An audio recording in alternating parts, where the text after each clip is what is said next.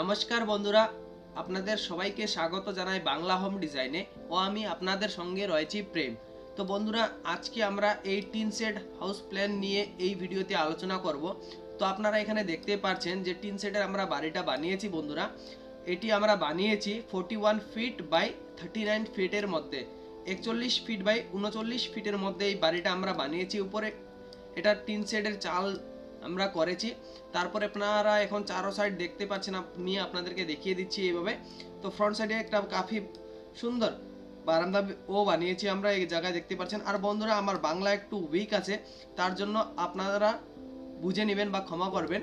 তো আপনারা দেখতে পাচ্ছেন এখানে টিন শেডের যে বাড়িটা আমরা বানিয়েছি 41 ফিট বাই 39 ফিটের মধ্যে। তার মধ্যে ফ্রন্ট সাইডের দিকে আপনারা এখানে দেখতে পাচ্ছেন একটি আমরা পোর্চ বা পোর্টিকো যেটি বলেন সেটা আমরা ডিজাইন করেছি ঘরের মধ্যে।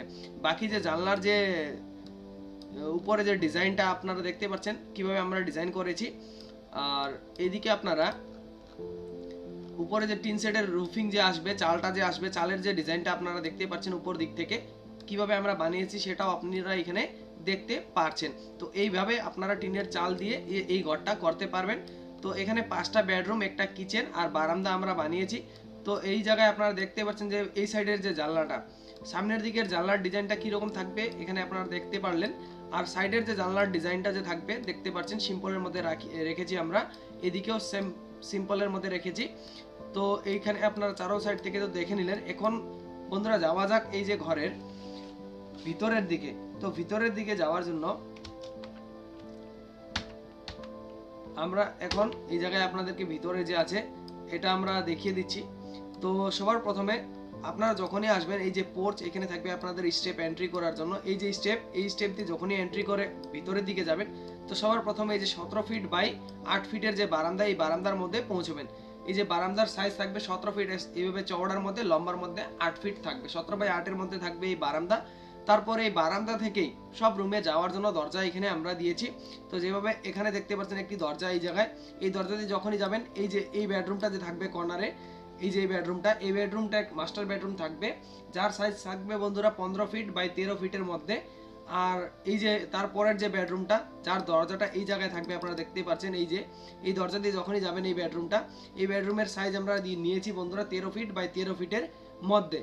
তারপর এই যে এইদিকে যে আপনারা দরজাটা দেখতে পাচ্ছেন, এই যে দরজাটা, এই দরজা দিয়ে যখনই যাবেন তো এই রুমের মধ্যে পৌঁছাবেন। এইটা আমরা কিচেন আর ডাইনিং স্পেসের জন্য বানিয়েছি, যার সাইজ আমরা নিয়েছি বন্ধুরা 11 ফিট বাই 14 ফিটের মধ্যে।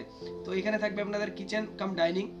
কারণ এই যে ডিজাইনটা যে আমরা বানিয়েছি, প্ল্যানটা যে বানিয়েছি, যে রুমের সাইজ আপনারা দেখতে পাচ্ছেন, এটা আমার যে ক্লায়েন্টের জন্য বানিয়েছি, ওনার যে রিকোয়ারমেন্টটা ছিল সেম সাইজের ওনার একটি কিচেন, যার মধ্যেই ডাইনিং ও সেট করা যায় সেরকম রুমের দরকার ছিল। সেজন্য আমরা 11 ফুট বাই 14 ফুটের মধ্যে এই রুমটা বানিয়েছি কিচেন আর ডাইনিং এর জন্য।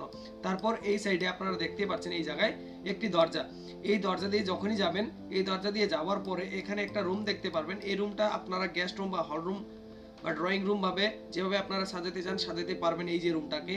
কারণ এই রুম থেকে দুটো রুমের মধ্যে যাওয়ার জন্য দরজা আপনারা দেখতে পারবেন। এই রুমের ভেতর থেকে এইখানে একটা দরজার আমরা পজিশন রেখেছি, এখানে আপনারা একটা দরজা সেট করে এই যে ব্যাক সাইডে যে কর্নারের এই রুমে যেতে পারবেন। এই রুমের সাইজ আমরা রেখেছি বন্ধুরা 13 ফিট বাই 13 ফিটের মধ্যে। আর যে আমরা এই হল রুম বললাম, হল রুমের সাইজ 13 ফিট বাই 14 ফিটের মধ্যে থাকবে।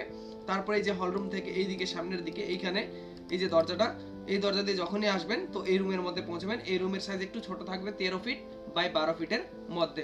তো বন্ধুরা, এটাই আজকে আমাদের এই যে ঘরের যে ডিজাইনটা আপনারা দেখলেন, কেমন লাগলো আশা করি ভালো লাগলো। ভালো লাগলে কমেন্ট করে জানাবেন অবশ্যই। ভিডিও দেখার জন্য আপনাদের সবাইকে অনেক অনেক ধন্যবাদ। Thank you for watching Bangla home design.